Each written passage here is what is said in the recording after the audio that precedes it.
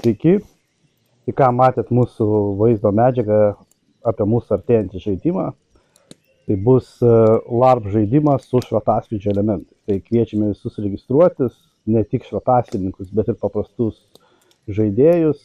Pabandysim kažką parengti, jeigu ir neturit, tarkim, šratasvydžio įrangą, tada kažką. Apie PDA dabar naudosim visiškai naują programėlę, kurios dar nebuvo. Galbūt jinai kažkurioje vietoje bus paprastesnė, kažkur geresnė. Bet vis tiek jinai bus ir tikrai veikia. Jau yra protestuota, tai žmonės prie to dirba. Taigi visus kviečiame prisijungti prie mūsų žaidimo. Šiame žaidime mes naudojam savo artefaktus, jie visi bus šviečiantis, matomi labai gerai tamsoje, bet išimtis yra tokia, kad jūs jų negalėsit liesti, reiks turėti specialią įrangą. Tai gali būti konteineris išduotas mokslininkų arba jūsų padarytas konteineris. Aišku, jis turi būti kokybiškas, galbūt geresnis už šitą, galbūt šitas ir nepraeitų pas mokslininkus. Viską jie praneš. Tai reiškia, jeigu jūsų bus labai geras padarytas, ta prasme pati išvaizda ir įdėta daugiau darbo, tai gali būti, kad mokslininkai jūsų konteinerį tiesiog patobulins. Tai reiškia, kad jūsų konteinerių jau bus galima rinkti artefaktus.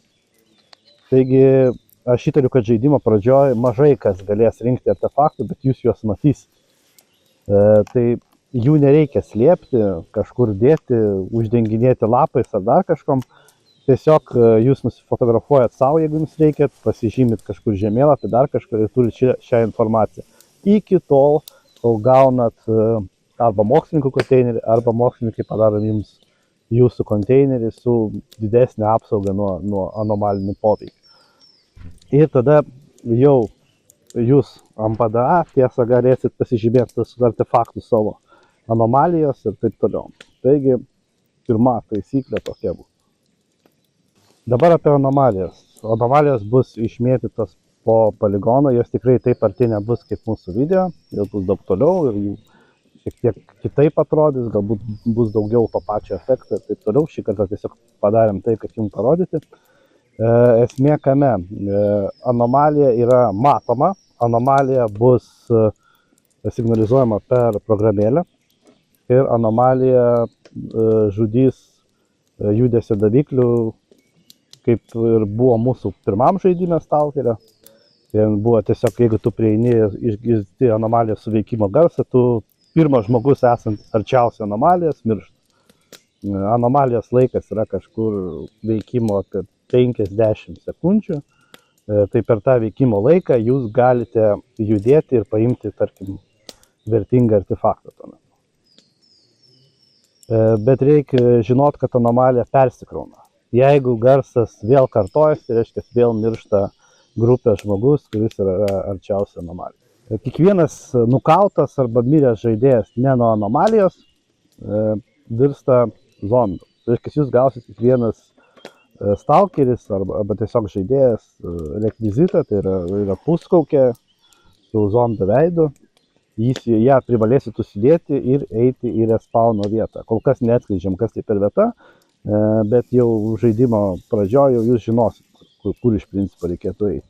Su tą kaukę jūs einat vaidindami zombius, kaip ir populiariuose filmuose ir serialuose, kur dabar išleidžia. Tai manau visiems aišku ir visiems paprasta.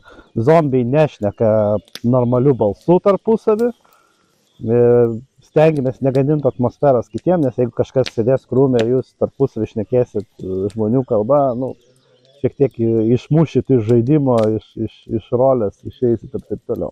Taigi stengiamės iki galo, daeinam iki mirties respawno vietos, ten susitinkam NPC, prisistatom jam, nusiregistruojam, gaunam užduotį arba sėdam ir laukiam, kol atgysim. Dabar dėl mutantų ir jų nužudimo. Mutantų bus tikriausiai kelios rūšis ir tam, kad nužudyt mutantą, reikės patobulinti savo ginklą. Tai arba bus, kaip mes vadinam, pompa, arba dar kažkoks specialus, tarkim, granatsvaidis ar dar kažkas. Bet esmė tame, kad su paprastu ginklu jūs negali šaudyti mutantą, nes jūs tiesiog jį erzinat jo nenukauna, to tiesiog, kaip sakoma, šaipotės iš to žaidėjo ir taip toliau. Jūs privalot turėti tą būtent antimutantinį ginklą tam, kad jį nukauti ir gauti kažkokią naudą iš to, tarkim. Gali būti, kad mutantas mėtys kažkokius daiktus.